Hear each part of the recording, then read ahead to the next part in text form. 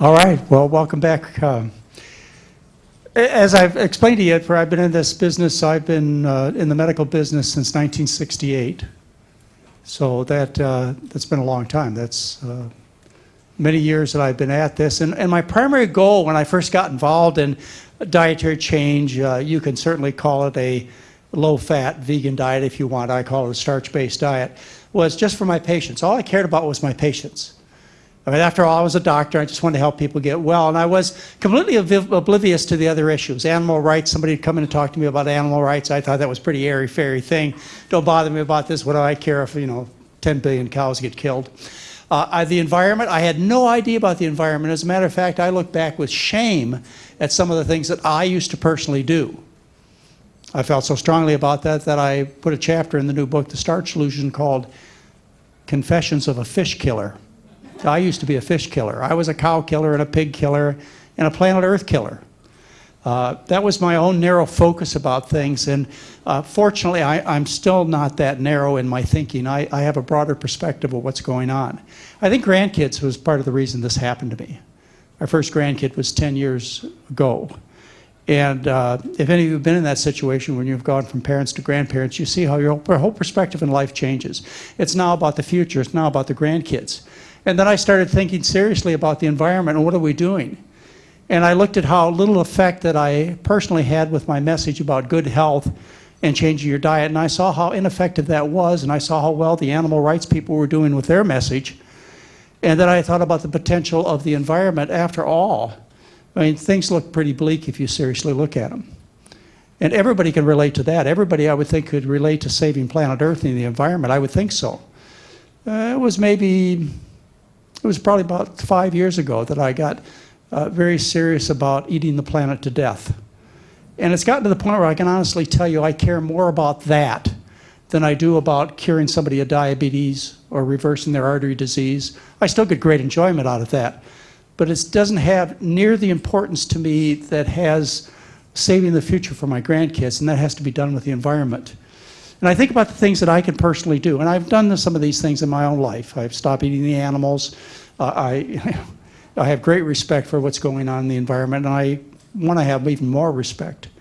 What could I do, or what could you do to change this bleak future we're looking at?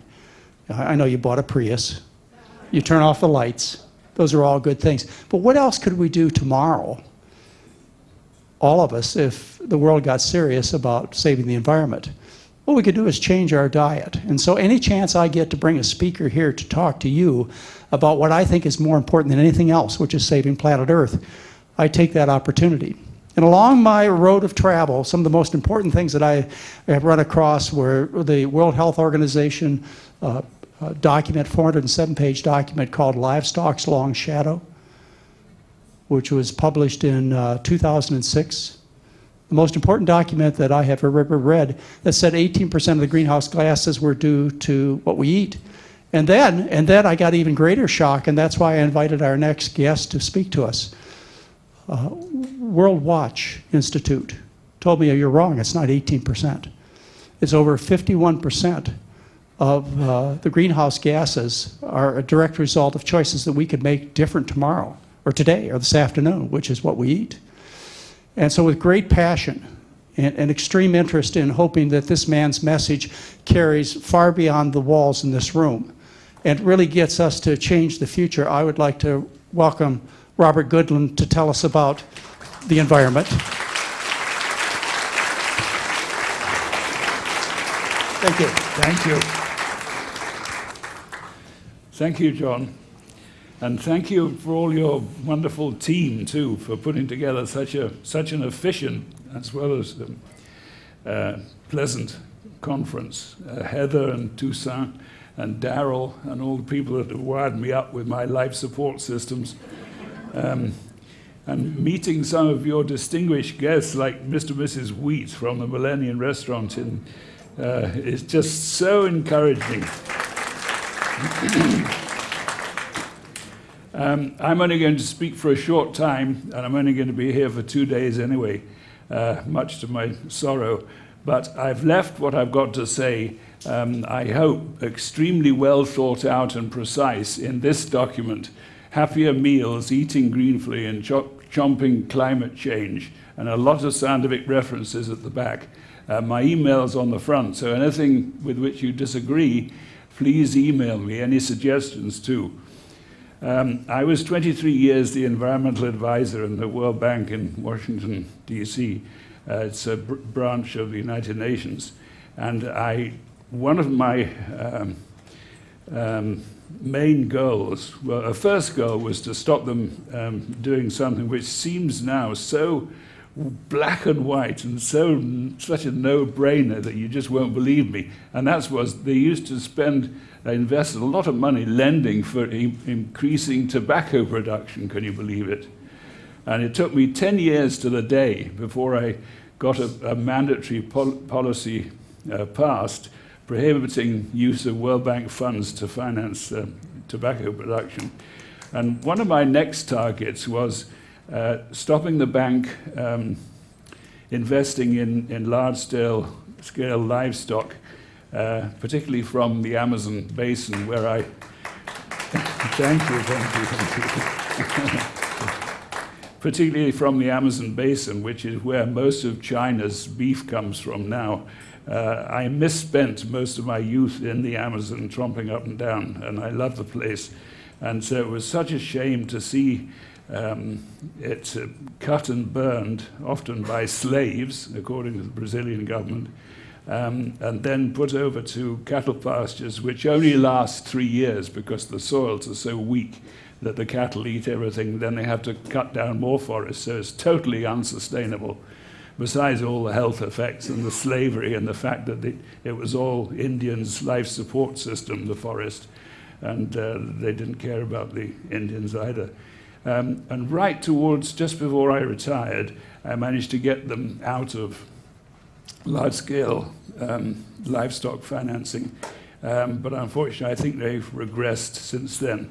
And so I put this, why I wrote this second paper that isn't going to be topic of my speech today, is that the bank said, you know, it's all very well to have these ideological views, but, you know, humans need at least some animal protein in their diet. And that is so wrong that I had to write this paper to sort of prove it to them and give it out any time someone came up to me and said that you have to have at least some animal protein. And then the year after that, I was in China, and these very knowledgeable, erudite Chinese professors of all sorts of things came up to me and said, you know, it's all very well, but you do need at least some animal protein in your diet. And so this view, this misconception, misguided misconception is so pervasive that I wrote this other thing. So I hope you use it if you feel it's worth using. Anyway, those are my two handouts. But I better start with a joke before I get too heavy. Heavy in the intellectual sense, that is. The village priest was walking down the village lane one afternoon and saw Mrs. Smith cultivating her rose garden. And the village priest said, "Good afternoon, Mrs. Smith. That's a beautiful rose garden you and God are cultivating there." And Mrs. Smith slowly got up from cultivating and said, "Yes, Father, but you should have seen it when God was doing it on his own." Well, at the moment, I'm preaching to the converted, no doubt about it. That's why it's so encouraging for me to be here. No one's thrown a bad egg or a bad tomato at me yet, which is quite common in other venues. But I want to invoke the name of someone you probably have all heard about, and many of you, most of you, probably admire him, and that's the Silicon Valley son, namely Bill Gates. Anyone not heard of him? No, yeah, good. Well, he is on your side, so I hope you'll encourage him and be strengthened by him and try and join him if you want. He said, replacing animals raised for food with virtual meat, dairy, and eggs made with no animals, that's his goal. And such changes in food and agriculture impressively reduce three things: natural resources and energy, greenhouse gas emissions. That GHG you'll see a lot. It's greenhouse gases, mainly carbon dioxide, but often a lot of methane too and N2O. That even than the changes we've seen in communications. Do you remember when a television, you could scarcely lift it, and now it's just a tiny flat screen? So, and now mobile phones are swept throughout the world. So poor people are really having improved lives because of mobile phones, based on solar electricity too. And then he went further on YouTube. He said all these companies using animal products, milk, egg, chicken, beef, can innovate into plant-based materials, soy, peas, to make products cheaper, healthier, with less cruelty, less greenhouse gas emissions. And then he said, this is phenomenal, it's huge. 5 years from now, he predicts that when these products get out there, we will all see what exactly innovation can cause. He went further to say food is ripe for innovation. I fully agree, and many of the speakers here today have emphasized this point, that our food system is ripe for innovation, overdue, I'd say.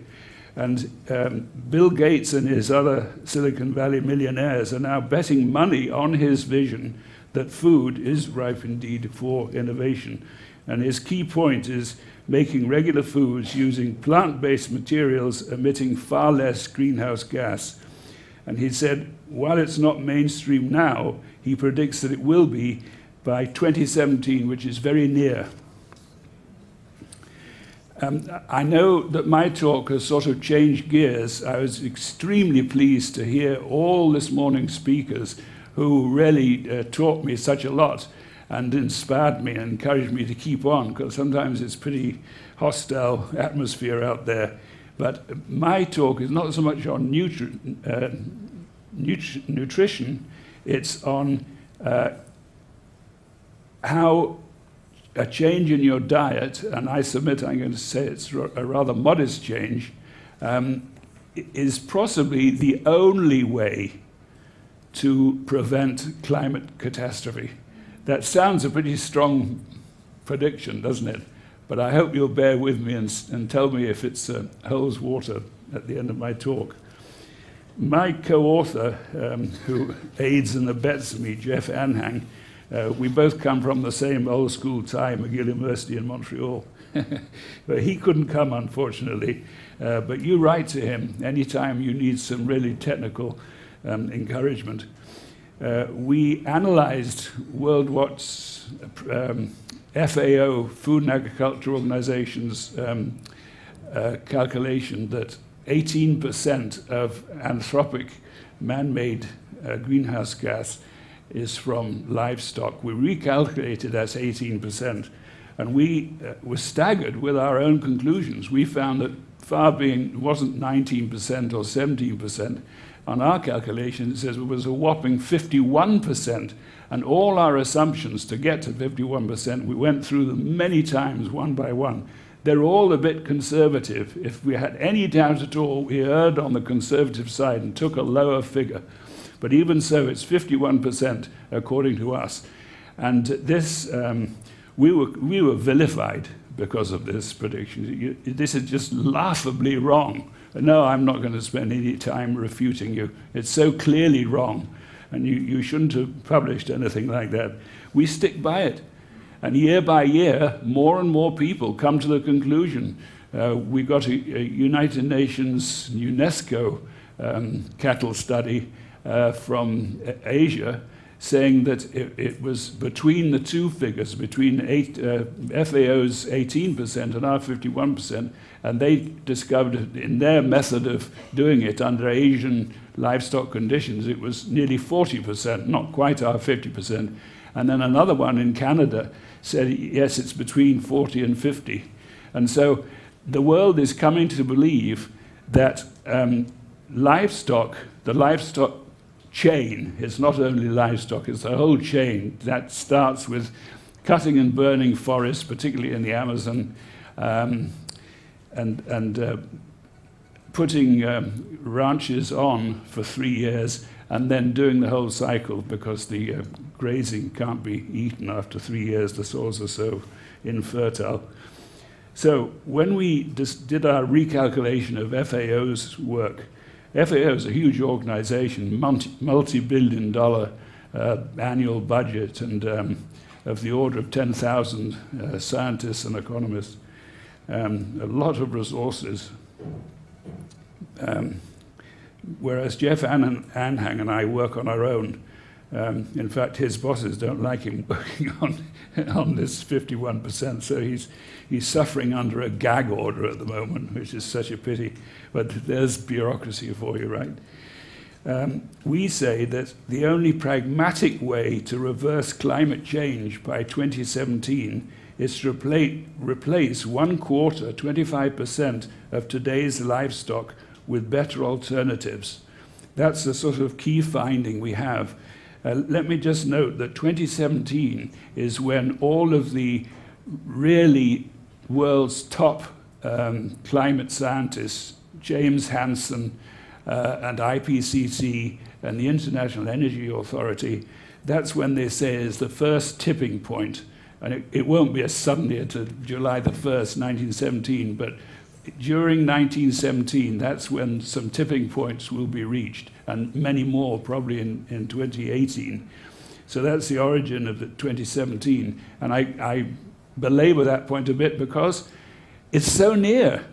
You know, as I get older, the weeks used to flash by, now the months flash by, and the years also starting to flash by. So we really don't have much time if 2017 really has some severe tipping points. Now, those of you, and I hope there are many, who want the whole world to become vegan, and I agree with the last speaker in that delicious cooking session, the only choice is between becoming vegan voluntarily on your own speed and your own terms and by educating yourself, or having it shoved down your throat involuntarily if you let climate change dictate the speed of the transition. So that's a very important point, I think she meant, and I really loved it. So anyway, we don't say everyone in the world has to become vegetarian by next week, vegan by next week. But we do say if you want to meet all of the climate targets, you know, starting with Kyoto and through Cancun and Copenhagen and Bonn, and now there's another one somewhere, all of those targets, of course, are just laughably missed by a long way. And they can all be met by just a modest reduction in everyone's livestock consumption by 25%, which I think you must agree. I know that's not our goal here. Our goal is 100% vegan. But even non-vegans shouldn't find it very difficult to reduce their livestock consumption by 25%. As I mentioned, the UN FAO, in that book that John McDougall just mentioned, Livestock's Long Shadow, they concluded that 18% of human-induced greenhouse gases are attributable to the livestock chain, and ours is, as I mentioned, 51%. Now, let's spend a couple of minutes discussing climate tipping points. By the way, anyone who has a burning question, don't hesitate to interrupt. Just gesticulate or something, and I'll try and help, because otherwise you may forget the question. If you've got the question, other people probably have the same burning question, so don't hesitate to interrupt me, or stay until discussion period at the end, but up to you. You all know, particularly in this beautiful state, it makes me madly envious, the conventional way of solving the climate crisis is by replacing oil, coal, gas and fossil fuels with renewable energies such as solar, wind, tidal, and so on. And it's highly desirable and probably essential in the long term to phase out of coal and oil and phase in solar and wind, etc. But the trouble is that phasing out of coal is going to take much longer than we've got. best estimates from the International Energy Authority is that it will take, but the moment there's a huge political will mustered, it's going to take from then on, when we haven't got it now, they're still arguing in Congress denying the climate is changing due to anthropic activity. But we haven't got 10 or 20 years to change out of fossil fuels and into renewables. As I said, it's now the best date that I've got from the literature is 2017. We have to reach some form of climate instability. So phasing out of coal and oil, which all of the climate people think is the only hope, it is not going to do it, because we have to do it so quickly. And after 2017, then phasing down atmospheric greenhouse gas, it won't matter much, because it'll be too late.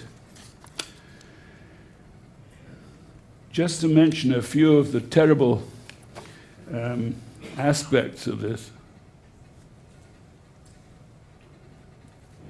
1,700 US cities, including New York, Boston, and Miami, will be submerged from rising sea levels as a result of climate tipping points. And that includes, the 1,700 cities includes your own Silicon Valley. And the only way to stop that is by expensive new dikes and levees to hold back the rising water. Now, that is another extremely expensive mega engineering, which also has its own impacts, which have not been looked into. You can read any day about the Army Corps of Engineers' ill-designed levees in the lower Mississippi, and how much grief they cause for New Orleans and other places, and not even protecting the main place they're supposed to protect, New Orleans. And for some of those 1,700 cities, the point of no return may come before 2017. And where it's going to come first is in some of those limestone atolls in the mid-Pacific, which are only about a meter above normal sea level anyway. They're absolutely terrified, because just a few centimeters rise in the sea level will submerge them and kill all their crops. And they're going to have to all relocate somewhere, and of course they don't know where. The world is too full already.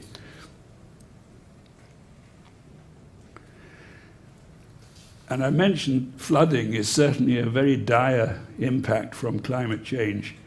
But the thing about climate change, it can do something else, and that is it's going to increase the volatility of climate. So droughts are going to alternate with flooding. And if you think of that as a real double whammy, the volatility between droughts and floods will become increasingly frequent and increasingly wide. And if you have swings between flooding and drought, which industry, which is vital for our survival, is going to be hit hardest? Any guesses? Agriculture. Because of all industries on Earth, the one that's outside, out of doors, more than any other, is agriculture. Agriculture depends on being outdoors to get the rain and the sun. Yes, there are some greenhouse cultivation, very expensive, and hydroponics, but 99+% of agriculture is outside.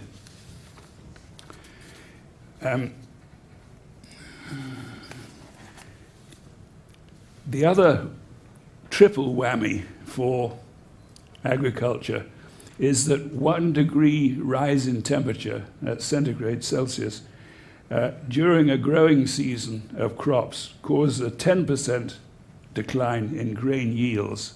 That is enormous. And it's already happening in some regions. Excuse me.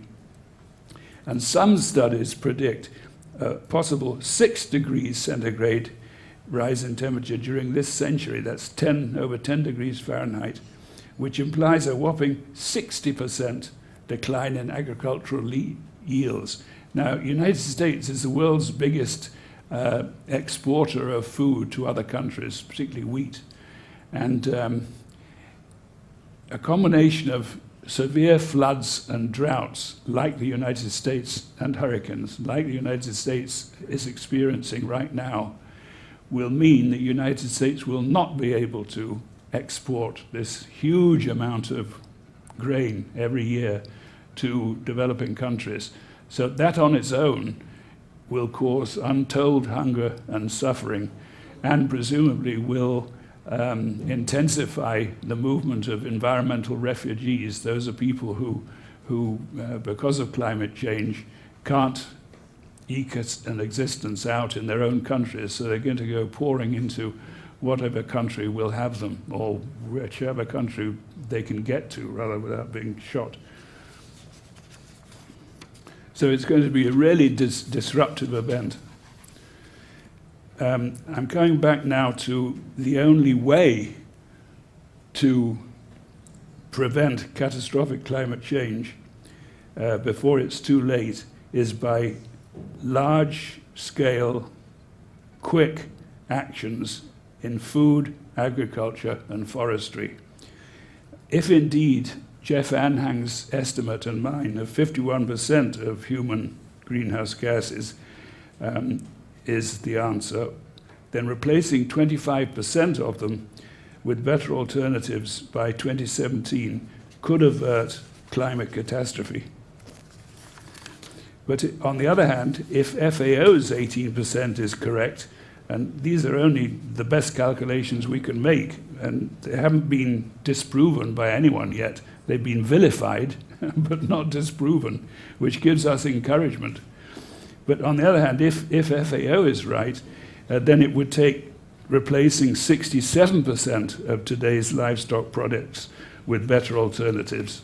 So whichever one is correct, it's going to be veganism is upon us, if only to prevent climate catastrophe.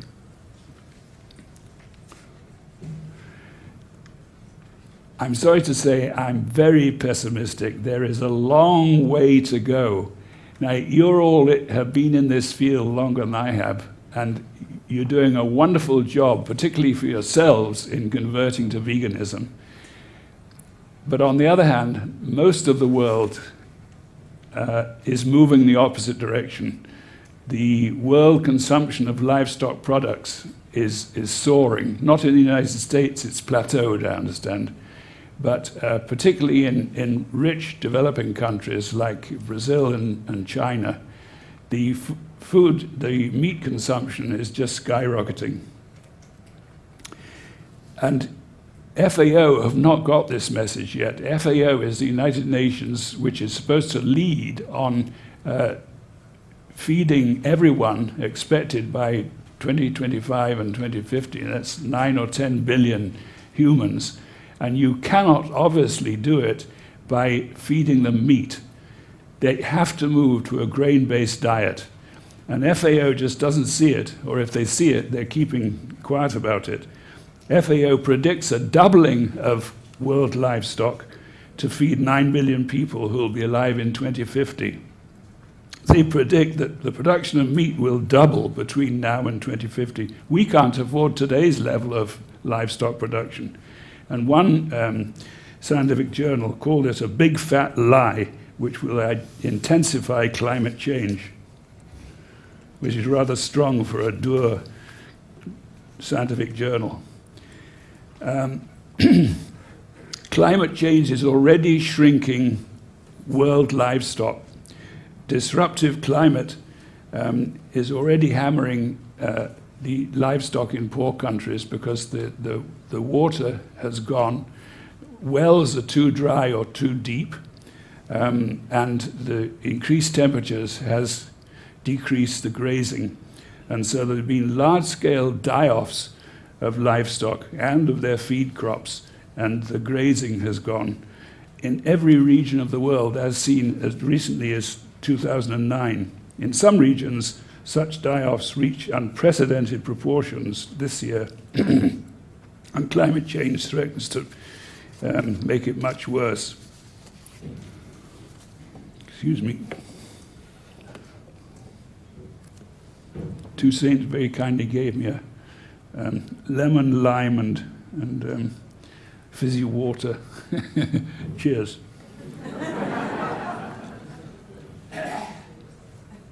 Oh, lovely. Thank you. So I've said several times that we have to replace livestock with better alternatives. Better means less cruelty, vastly improved human health, better tasting, much less costly. I loved the last speaker emphasis that eating vegan is much cheaper than carnivory, but without the medical costs. If you factor in the medical costs, it's just chalk and cheese. It's a huge difference. This is a change from livestock to better alternatives is equivalent to saying that less food may have to be grown in the future than is grown today, which is very encouraging. Now, my question to you, and these figures really staggered me, is today's 50% of the world's total land surface devoted to 70 billion livestock optimal? What do you think? It's so staggering. Those two numbers, half of the world's area devoted to a production of a food that's sickening us. Now China has just become the diabetes capital of the whole world. You know why? They've abandoned the world's tastiest diet, namely the traditional grain-based diet of China. And they've gone towards the Western diets. So it has just become the world's diabetes capital. And the World Bank is in collusion with McDonald's, is helping McDonald's open more and more McDonald's joints in China and India and other places. So we've got a long way to go. I take some comfort in the fact that last year, FAO formally entered into partnerships with 3 livestock groups, lobbies: the International Meat Secretariat, the International Dairy Federation, and the International Egg Association. So I ask, and this is comforting to me, can FAO possibly balance more versus less livestock? I don't think so. They're not objective anymore.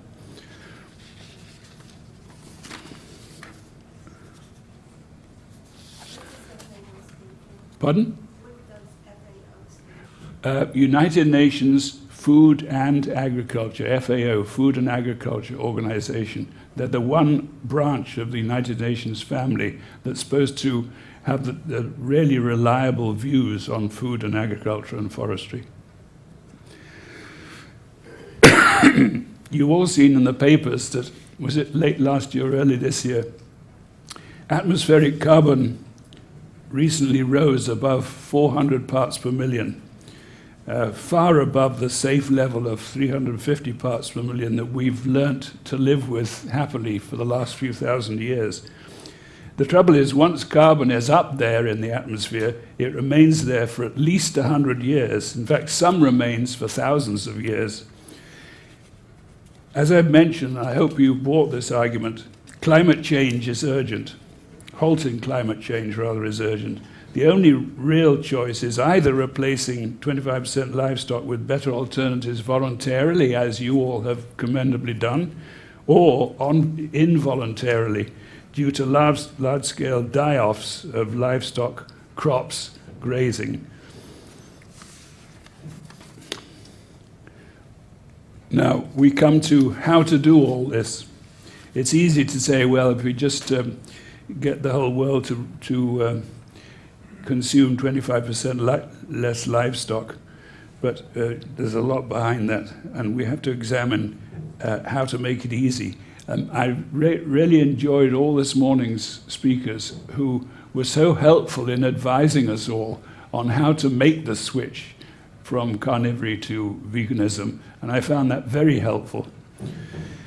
Because I didn't do it in such style as Pam Peake, but anyway. The only way to sequester, that is to suck out atmospheric carbon from the atmosphere on a large enough scale, is by growing more trees. A simple thing, but it seems to be the only way. That means reforestation is going to be a challenge for policymakers and industry, because both of them do the opposite at the moment. They want to cut down forests for whatever purposes, to raise more cattle or whatever. We feel that replacing only 25% of today's livestock with better alternatives will massively reduce greenhouse gas emissions. That's the first thing. But in so doing, if you don't raise cattle and feed, then it frees up a whole lot of land for human food and for reforestation. And the beauty of reforestation is that it sucks carbon dioxide out of the atmosphere and frees up land to have more human food at the same time. The effect would be so enormous, it would actually be the only pragmatic way to reverse climate change.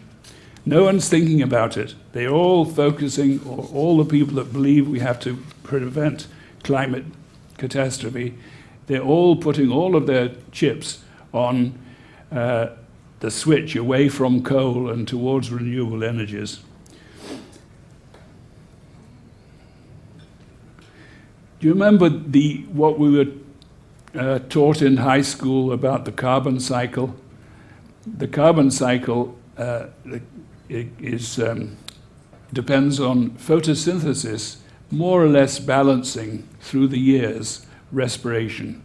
And until very recently, indeed, the climate was stable because photosynthesis, that's taking carbon out of the atmosphere, and respiration, that's pumping carbon in the atmosphere, into the atmosphere, they were basically balanced and harmonious. That was the old carbon cycle of our high school. And now this has completely shattered this stable carbon cycle. With deforestation and cattle means respiration has increased exponentially. 9 billion land-based animals worldwide in 1945 now has risen to more than 70 billion this year. So this increase in cattle is very recent.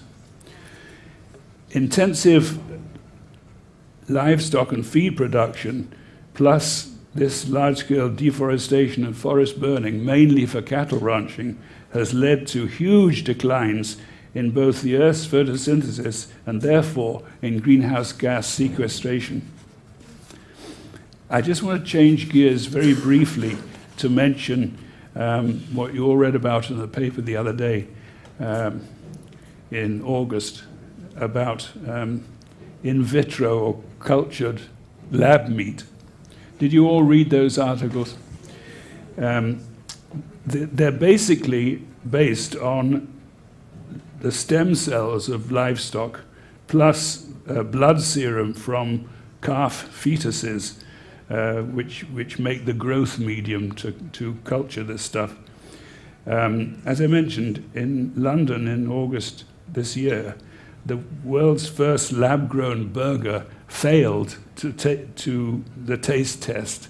They had some high mucky-muck judges that everyone's supposed to respect, and even they said, no, it doesn't taste like meat, it tastes too dry, and it's, anyway. But on the other hand, as we vegans know, better alternatives to in vitro lab meat passed the taste test that cultured meat failed. I mean, just before I left Washington the other day, we were hosting a friend to faux duck at a Chinese restaurant. It was just magnificent. A lot of baby pak choy too helped. But we vegans have a better replacement that hasn't failed the taste test, and cultured meat is not there yet. And on the other hand, I have to admit that cultured meat seems to have fewer impact than farmed meat at the moment. It certainly will use less than 1% of the land and 4% of the water, about half the energy, and will produce about 4% of greenhouse gas emissions. That's if they ever get there. So it has some advantages, although, of course, it hasn't been scaled up. There's only one experiment in the world, this Dutch chap who came to London for the taste test.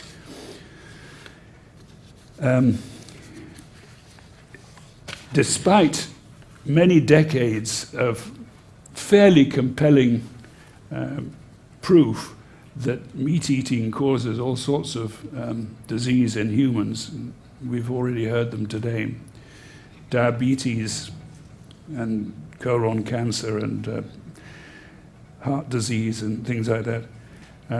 Although I must say, Walter Willett sometimes is a bit equivocal. But his name was mentioned from Harvard today. And some people, indeed, have been motivated by cruelty. They want to do away with cruelty, but they are satisfied when cruelty is reduced by increasing the size of a chicken's cage. And I just don't see that at all. I mean, I'm against cruelty too. But cruelty to me is not raising a chicken and not killing it for meat, rather than just giving it a slightly bigger cage.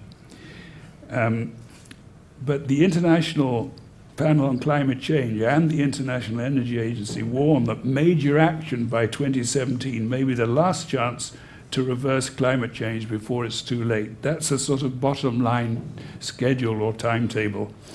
And it seems to me that there's surely no more compelling motivation for action than replacing that modest amount of livestock with better alternatives.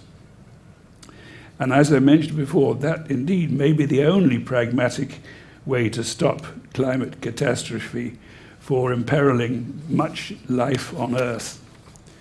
So, reducing my talk to a few slogans, not that slogans are a good way to go, but some take-home messages, because I guess you get a lot of take-home messages.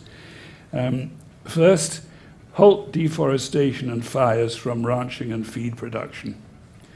Second, reduce livestock consumption by 25%.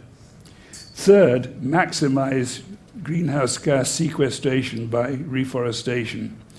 And the added bonus to this solution is that it will create many jobs worldwide, especially for women who are so good at collecting seeds and nurturing them in a nursery and tending the saplings and seedlings.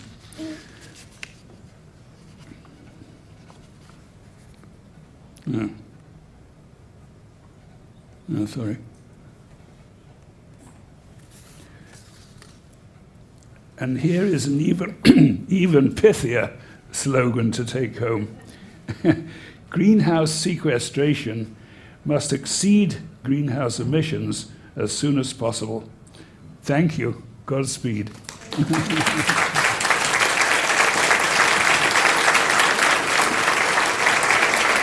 Okay, if you would be kind enough to come up here and ask Robert Goodland any important questions you have. I just wanted to emphasize a couple of things that you said. You talked about replacing the meat with grains. Can we be more broad about that and say replacing the animal food with various kinds of starches, like Yes. potatoes? Yes. And sweet potatoes and various kinds of grains. Yeah. We need to have you said it clearly, but a more broad a food source. It's starch that's going to save the planet. The other thing that I've never said before, but I've thought 1,000 times, is why don't we bring our troops home from Iraq and Afghanistan and fight the California wildfires? You're talking about planting new plants. No, we're a threat to the nation and the world that deserves every bit of attention that we have.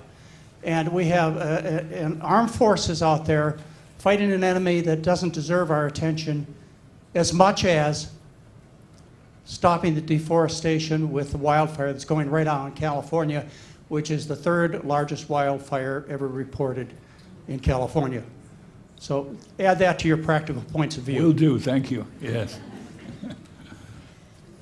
The 51% number that you and your colleague arrived at, Yes. that included cattle farming. Did it also include pig farming and poultry farming and fish farming, or was it just limited No. to cattle? All livestock, but livestock excludes ocean caught fish and farm-based, farm pond fish. So fish are out. Apparently, technically, they're not livestock. But yes, all the others, particularly cattle, pigs, and poultry. One of the questions that I've always had about climate change is the albedo of the Earth. As the ice starts to melt and as the cloud covers reduce, that seems to accelerate the global warming as far as what I've read. Would reforestation increase total global cloud cover at all? Yes, it probably would. And it would certainly decrease the albedo. It would reflect less. And so, no, am I right? Or is it the other way around? It would be very good for global warming anyway. And the cloud cover would also protect us from global warming because the trees pump a heck of a lot of water 24/7 and evaporate it from their canopies. Thank you. Thank you. Thank you for your talk. I've thought a lot about the difficulties of getting individuals to change, and I thought if governments are concerned about this, the one thing the governments can control is what they feed their military and what they feed their prisoners. And I was thinking that that would be a place where they could affect change very quickly and lower costs in medical. And I was wondering if you thought there was any traction, at least from a government Yes, I think perspective. that's a real good place to go. If someone wants to lead a campaign in getting hospitals and barracks and the military to change, I think that's a good way to go. The other thing that the government can do is a lot of public lands in the United States. One of the many reasons it's such a great place. But the trouble is the government gives the public lands away for grazing with practically no return. Well, they can either jack up the grazing fees enormously so they reflect some sort of full cost, or they can stop selling land for grazing. So I think the better use of public lands is part of the answer to greenhouse gas. Thank you. Question, how many feedlots do you think there are in the United States? Well, probably less than 1 million. Less than 1 million. That's a lot. And then what about the fact of the urine from the cattle and the waste products by the cattle, the living cattle? That's tremendous. I happen to know, like in the state of Kansas, it's unbelievable.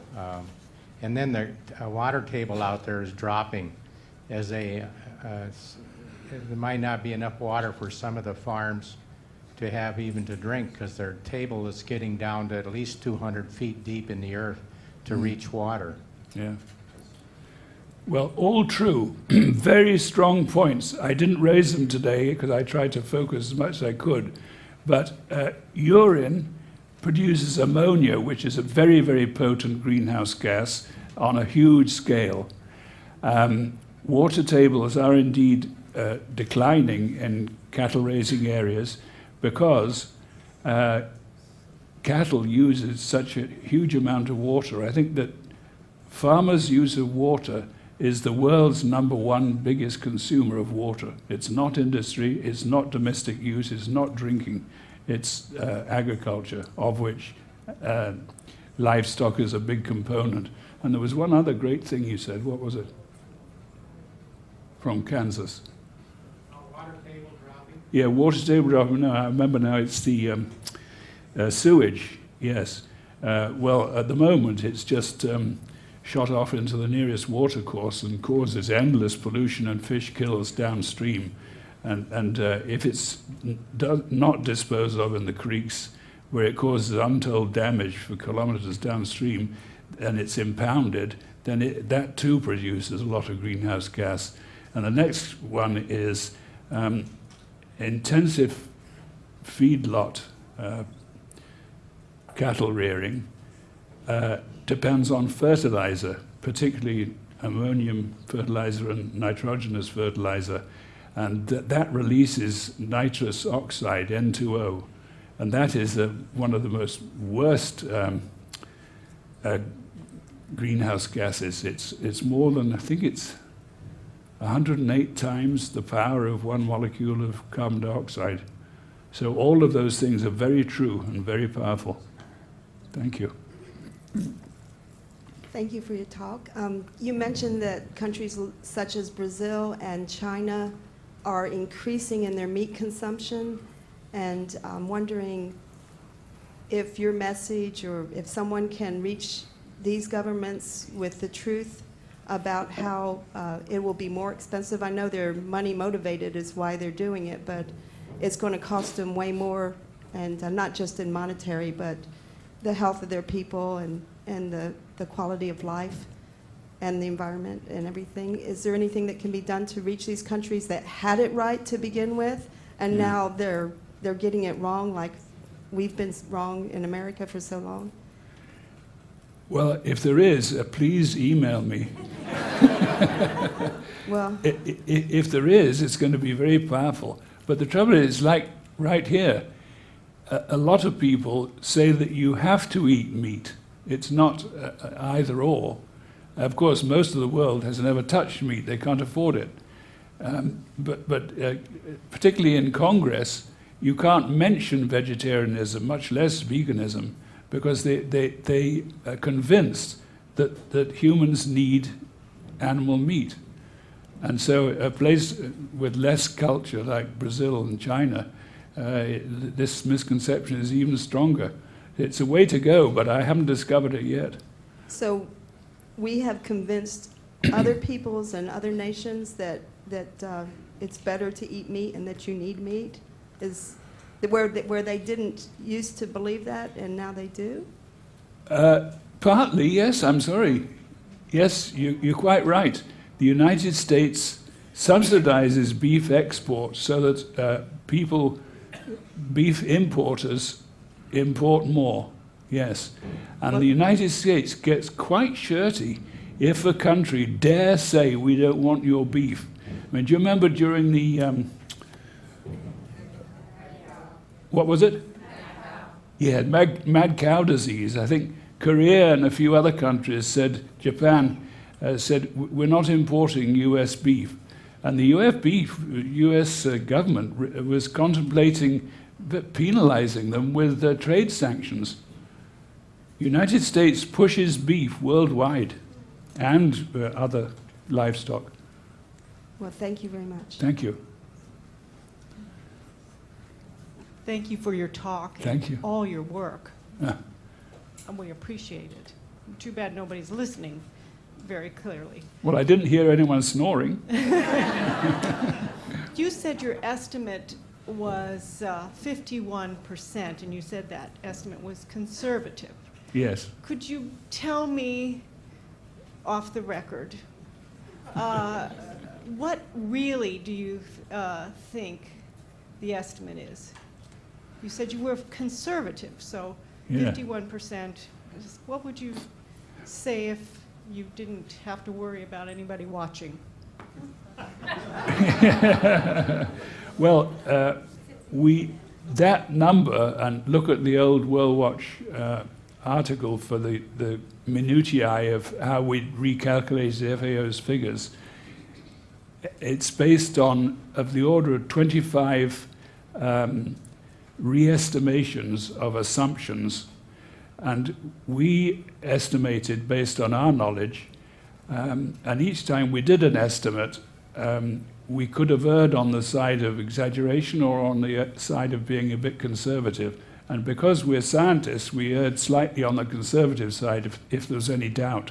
So that's why I said it's somewhat conservative. But on the other hand, 51% is such a huge number, and it's so different from the other estimates that it doesn't really matter to me whether it's 52% or 55% or 48%.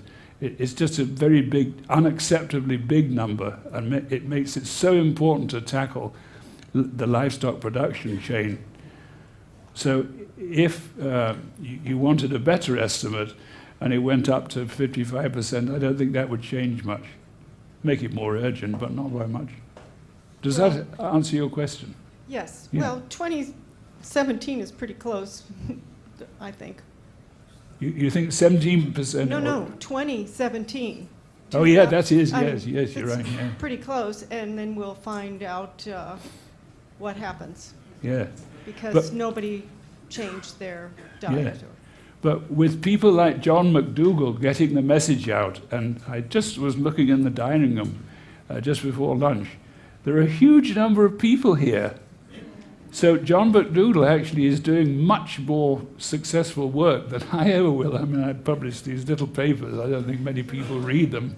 But if John McDougall's efforts can be cloned and amplified, and so that maybe he could have branches of his message or have conference weekends, if he's got the energy, every weekend of the year.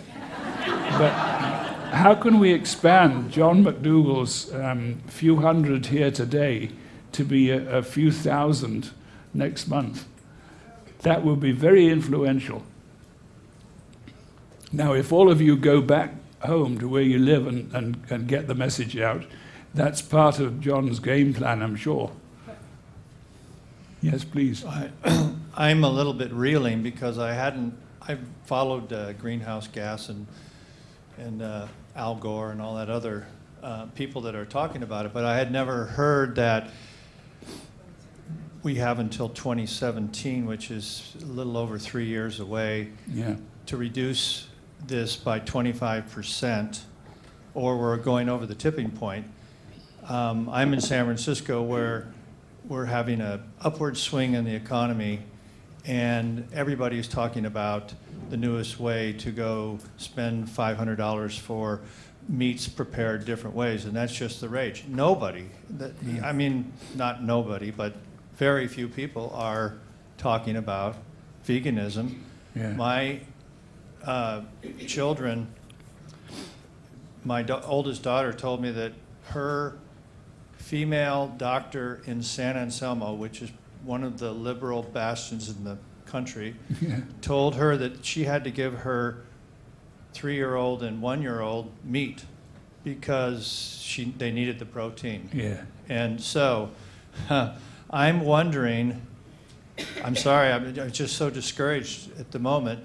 What do I tell my children about their daughters? Should I tell them to go move to Canada because at least their water won't rise over their heads? Well, very good question. First is change your doctor.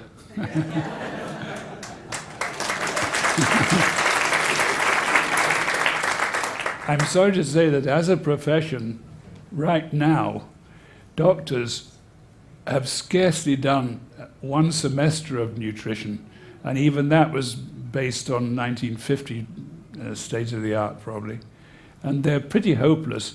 The better doctors now, they don't also know much about nutrition, but they usually have a nutritionist on tap, and they say, well, go and see the nutritionist. And what they say, I don't know, they're probably slightly better than the family physician. But what can you do? And we have setbacks. One of the biggest reverses I heard in recent years was the Dalai Lama, a man I hugely respect. He'd been told by his physicians, for medical reasons, to start eating meat.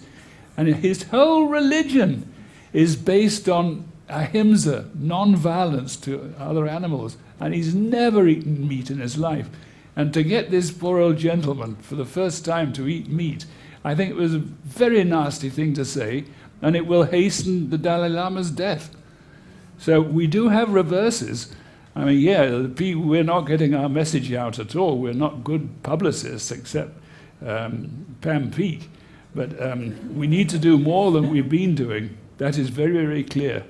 Now, I mean, look at Mr. and Mrs. Wheat. They've opened the Millennium Vegan Restaurant near San Francisco, isn't it?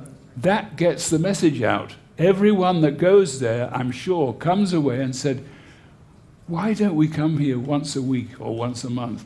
Why have we left it so long to become vegans? And that is a big learning experience. So we all have to do our part. Choose what you think you're most passionate about and go do it. Like everyone's been saying, just do it. I had dinner there 2 nights ago, and it was phenomenal. So yeah, I agree. You mentioned Bill Gates talking about technology and innovation. I had heard that most policymakers were switching to the concept of mitigation or just dealing with these tipping points being hit. And you mentioned that the FAO's estimate is that meat consumption will double, and if it doubles, and your estimate is right, transportation, personal transportation and shipping won't even matter because it'll have been completely replaced by meat. Yes. So what are your thoughts on these policies of just deal with it, it's going to happen? And do you see any Bill Gates' comments on innovation actually causing some paradigm shift that changes the game entirely? Well, like cell phones. Everyone came to veganism voluntarily, at least the ones in this room, at their own speed, based on their own brain's thinking. And that's why you're so firm, and that's why it's unlikely that you're going to give it up, because it seems to be such a normal thing now for you, and you're very strong in your belief. Bill Gates, from whatever pathways, he's come over to our side, and he is enormously influential. Is he the world's richest man? I forget. But one of them. But if he starts throwing a few billions here or there to promote veganism, and a few billions to undermine the livestock and egg industry and the dairy federation, all that stuff, you remember, I can't forget when a friend of mine went on the Oprah Winfrey show, and Winfrey said, oh my goodness, that's the last time I'm going to touch a hamburger. They sued her. They are powerful, very rich, and vicious. And most vegans I know, they're rather mild. They're not evangelicals. Usually we don't go around standing on a street corner preaching veganism. Maybe we should. But poor old Winfrey to be slapped with a very severe lawsuit, which probably cost her an arm and a leg, although she won in the end. But this is the real world that we've got to face, and it ain't pretty. Yes, sir. The statistics you presented this afternoon, are they worldwide statistics, not just the United States? Oh, no, sorry, worldwide strictly. Okay. Yeah. Now, to what extent do you factor in solar activity and its influence on global climate change? Yeah, well, I'm not a climate scientist. I better make that very clear. It probably came out clear enough. But I'm not a climate scientist, so the best reading that I have done is that solar activity does indeed make a difference. And like solar flares that go on for a few years, and also other things make a difference outside the livestock sector, such as volcanism. You know, you have a few puffs of Mount Pinatubo, and that will reflect a lot of heat for some years. And Krakatoa, before our time, that made the world dark. Well, what was it, 30 years, something like that? Yeah. So those should be factored in, but I'm talking about anthropic, that is man-made greenhouse gas. Okay, in Pennsylvania, I'm not a farmer. I'm a retired dentist, but in Pennsylvania, any farmer that has 50 head of cattle or more has to build a manure processing plant, which mitigates a lot of these gases that are created from the stools and of the cattle. The one thing they can't stop is the flatulence from the cattle that I understand has an effect on the atmosphere as well. Yeah. Flatulence is mainly methane, I understand. And methane is 23 times more powerful in forcing climate change than carbon dioxide. If carbon dioxide is 1, methane is 23. And also, you have to calculate methane over a 20-year period, not a 100-year period. Otherwise, it makes things look too rosy. But yes, that's a very important point. Thank you.